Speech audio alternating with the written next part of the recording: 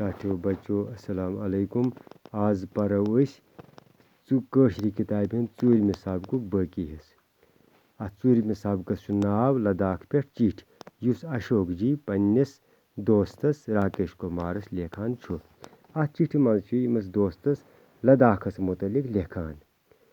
यह अत मज लेखान जि लद्दाख लूख बड़ सठा मारिमंद तो यम बुद्ध मजहब मानन वल। बुद्ध मजहबक कह खानकाह मौजूद यमन खानकाहन गोंपा वनान। तो आज यम गोंपन मुतलिक अशोक जी लेखान अमस पन्निस दोस्तस। वलियो अस ति परो अशोक जी क्या अमस दोस्तस लेखान। अख गोंपा शाय गोंपा। अशोक जी लेखान कि यह शाय गोंपा लेह पे 16 किलोमीटर दूर अकिस बालस पे। यह लद्दाख मशहूर बादशाह वेलदन नमगियालन बनावनोमुत। अत महात्मा गौतम बुद्ध सुंद 40 फुट थोद शानदार पोतुल। अत पोतलस कल 8 फुट खोल। यह पोतुल लोय तो त्राम रलवित बनावन आमुत। पेठुस मोट सुन खच करित। अत पे चांदी हंद तह खारन आमुत। तो पत सरसी पोतलिस मोट सुन खच करित। पोतलिस ताजस पे देवताहन तो देवियन हंद तस्वीर खनित। शाय जाय अख मार मज मस्जिद ते यथ मुतलिक वन यवान जि यह हजरत अमीर कबीर मीर सैयद अली हमदनी सबन बनावनोमस। ब्या गुंपा ठकसे गुंपा। यह गुंपा ती अकिस बालस पे। अत मज 10 मंदिर यमन मज अल पल 7 लाम रोजान। अत अख बोड़ कुठ यथ मज इबादत करने यवान। अथ कुठस मज अलमारियन मज बुद्ध मजहब मोलज किताब।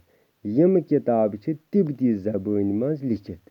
तिब्बती जबान मज लेखन आमस। तिब्बत पे अन्न आमुत अख लोयो बनोमुत ज्यूठ थंब ति अत।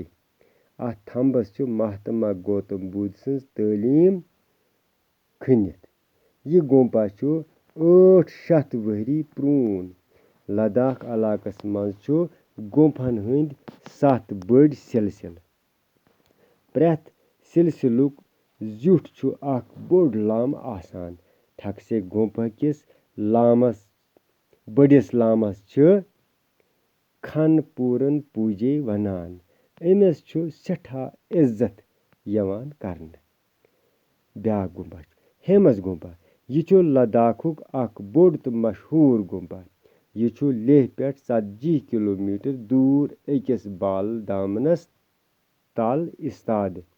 अत दर्जन वाद झंड सोमब्रावन आमुत यमन पे तेज रंग करित महात्मा बुद्ध सज तस्वीर बनवित।